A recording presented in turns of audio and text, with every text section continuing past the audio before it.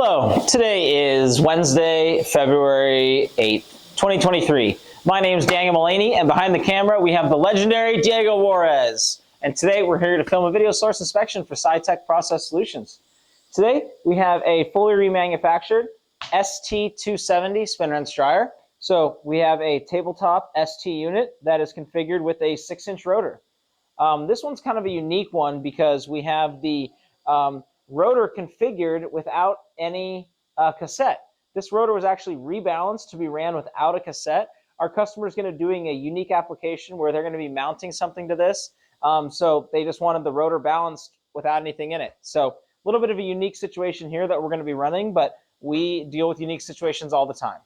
So what I'll do is go ahead and get the process started. Okay, our customer is located here in the United States, and their PO number is 568813.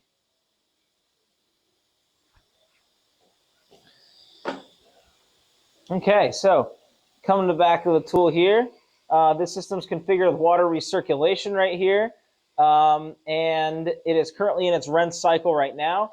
The DI water is draining out of the drain box as normal, going into the drain on the floor, and there are no leaks. So everything looks great with the tool. Okay.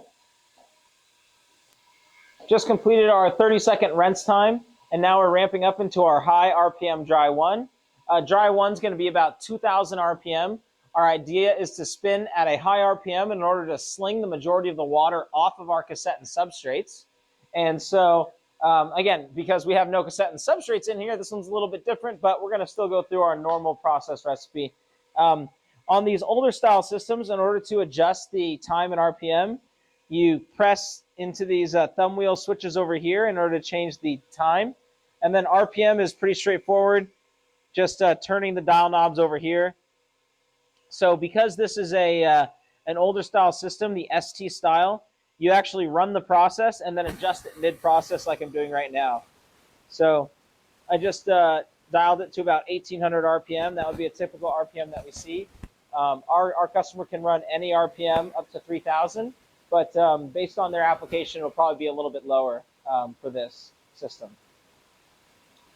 Okay, so this system actually has a little bit of a custom poly configuration for it as well.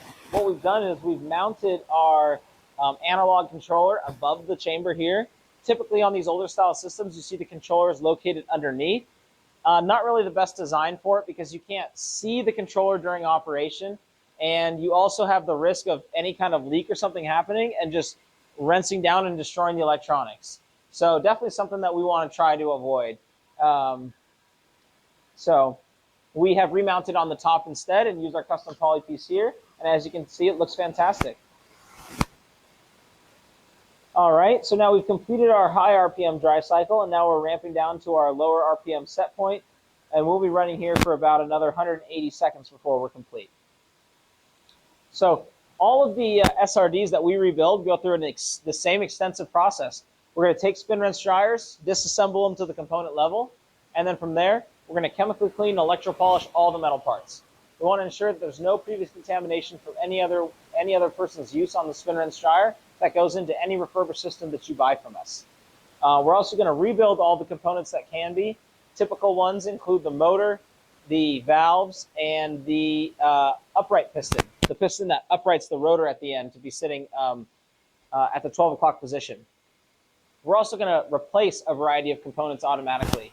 The most obvious ones are all the consumables, such as windows, seals, gaskets, filters, and tubing.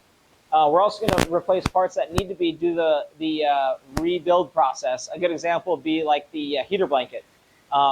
You have to tear the heater blankets off usually, so those heater blankets get damaged, and we'll replace those when we rebuild the systems for you. Once the tools finish our quality control process, we're going to bring them into our final test area, which is where we are right now. From here, we're going to go through a final set of QC where we're going to run the system using a variety of different process steps and settings. And then when that's all been checked off, we're going to film a video source inspection for our end user. This video source inspection will be uploaded to the web, so you can take a look at it prior to shipment if you'd like, or it's there for long-term documentation in case anytime down the road you want to see the quality of work that we provided for you before it left our building. Okay? So, got about 75 seconds left. Two more things I want to talk about. First is all of the parts and service that we offer for spin wrench dryers. Since 1997, we've refurbished over 3,000 systems. In doing so, we have developed the expertise to handle any type of spin wrench dryer situation on these semi-tools.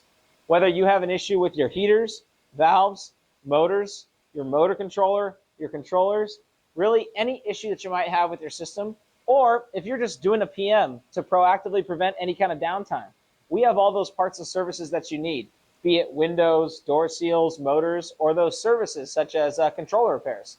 100% of the parts and services that you're going to need for your spin wrench dryer, we offer here at Sitek, along with free same-day shipping. If you choose overnight shipping when you order from us, we'll get it out that exact same day so we can make sure that you receive your parts tomorrow. Okay, 20 more seconds. Last thing I want to say is that we also offer a variety of other equipment, such as refurbished mask cleaners, box washers, metrology systems, barrel ash and etchers, vapor prime ovens, microscopes, and all kinds of stuff. You can learn more about what we offer on our website at www.sitekprocess.com.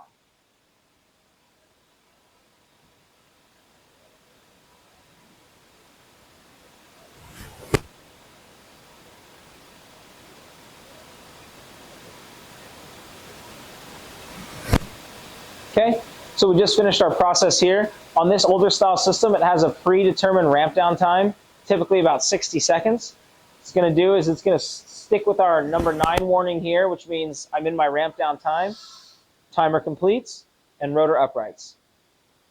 You can now open the chamber door, and we can see that the system ran normally. When I put my hand in here, I can feel the air purging and warm to let me know that the drying process occurred. I can also only see a couple droplets of water. That could be completely dried out with a longer process cycle, or you can just run it like this. I mean, it's not touching the rotor cassette, so it'd be fine that way too. Thanks for taking the time to view today. Again, my name is Daniel, and you can learn more about our products right here on the YouTube channel, or you can give us a call at 916-797-9000, and to reach me directly, dial extension 2201. Have a great day.